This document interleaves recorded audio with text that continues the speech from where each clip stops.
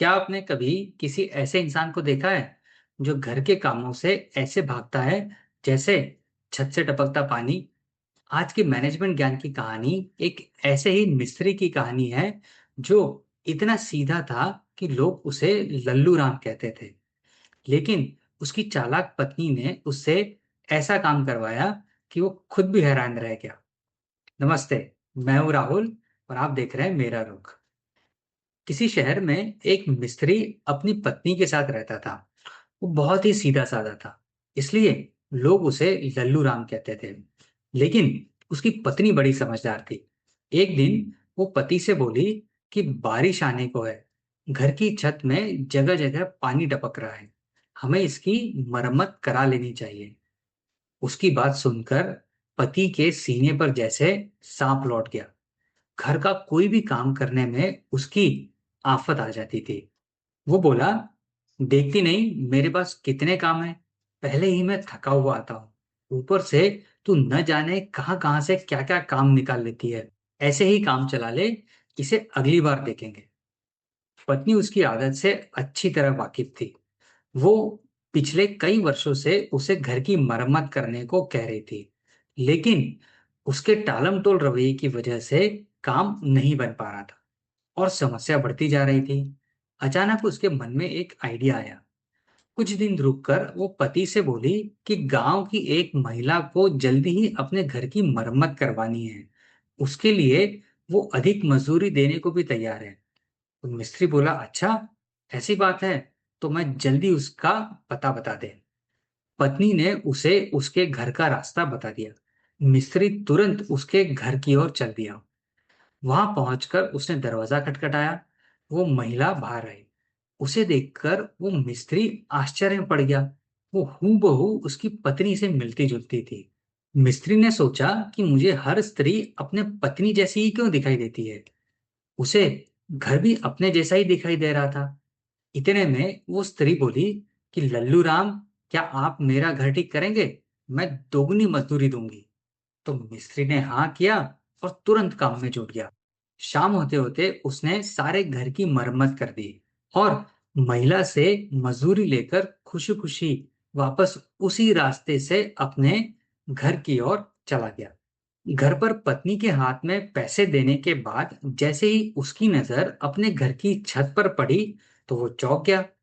उसके घर की छत की मरम्मत हो चुकी थी। उसने पत्नी से पूछा कि किससे मरम्मत करवा ली तूने? इस पर पत्नी जोर से हंसते हुए बोली, लल्लू राम, तुमसे। और उसने पति को बताया, दरअसल ये उसी की तरकीब थी और उसने जो रास्ता बताया वो घूमकर उसके घर के पिछवाड़े का ही आता था, जिसे वो पहचान कर भी नहीं पहचान पाया और अनजाने में अपने ही घर की मरम्मत कर दी।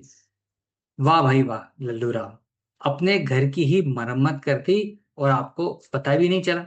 वैसे आपकी पत्नी को साधुवाद कि उसने आप जैसे टालमटोल पति से काम निकलवाने की अच्छी तिकड़म बढ़ाई, वरना उसके इरादे तो इस बार भी टपकती छत के बीच ही सोने के थे। वैसे अकेले लल्लू राम ही नहीं जिसे अपने घर के काम करने में नानी मरती है। लल्लू राम के जैसे और भी बहुत से लोग हैं जो घर के बाहर किसी भी काम को बड़ी ही मुस्तैदी से करते हैं, पर जब बात घर पे काम करने की आती है तो उनकी जान सूख जाती है। अगर इस कहानी के मैनेजमेंट ज्ञान पर नजर डालें तो कुछ लोग सोच रहे होंगे कि ऐसा कहाँ होता है।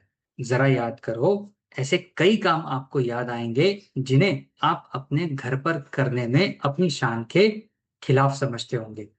वही काम आप ऑफिस में आगे रहकर करते होंगे, और यदि बात बॉस की हो तो आप कुछ भी करने को तैयार होंगे। लेकिन यदि ऐसे ही काम घर पर करने पड़े तो वो सोचेंगे कि घर का कोई सदस्य और इस काम को कर दे। वहां तो हर छोटे बड़े काम के लिए आप अपनी पत्नी को या और किसी को आवाज लगाते होंगे। ये है आपके घर के अंदर और घर के बाहर का अंतर।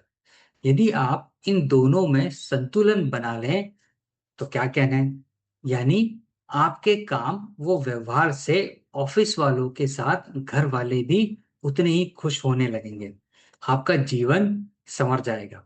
इसलिए आज से घर की चारदीवारी में भी अपने आप को बदलने का प्रयास करें। इसके लिए जितना हो सके अपने काम को अपने हाथों से करने की कोशिश करें। जिस काम को दूसरों के सामने करते हो, उसे अपने परिवार के सामने करने में कैसी शर्म। इससे घर वालों के बीच आपकी शान कम नहीं होगी, बल्कि और बढ़ेगी।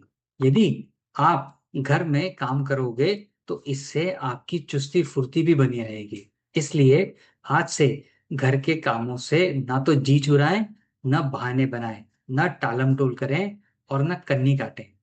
फिर देखें आपके दिन कैसे आराम से कटते हैं। तो दोस्तों, ये कहानी सिर्फ हंसने के लिए नहीं थी। ये आईना भी दिखाती है उन लोगों को जो घर के कामों को छोटा समझकर हमेशा टालते हैं। याद रखिए, घर भी उतना ही जरूरी है जितना आपका ऑफिस। जब घर के लोग खुश होंगे, तभी असली सुकून मिलेगा। इसलिए अगली बार कोई काम सामने आए तो उसके लिए लल्लू राम मत बनिए, आगे बढ़िए और उसे खुशी से कीजिए। तो ये था आज का मैनेजमेंट ज्ञान। आई होप आपको पसंद आया होगा। आप इस स्टोरी पर अपने कमेंट हमें बता सकते हैं, और अगर चैनल को सब्सक्राइब नहीं किया हो तो उसे भी सब्सक्राइब कीजिए। मिलेंगे अगले बुधवार सुबह 8 बजे एक नई कहानी और एक नए ज्ञान के साथ। तब तक अपना और अपने अपनों का ख्याल रखिए। धन्यवाद।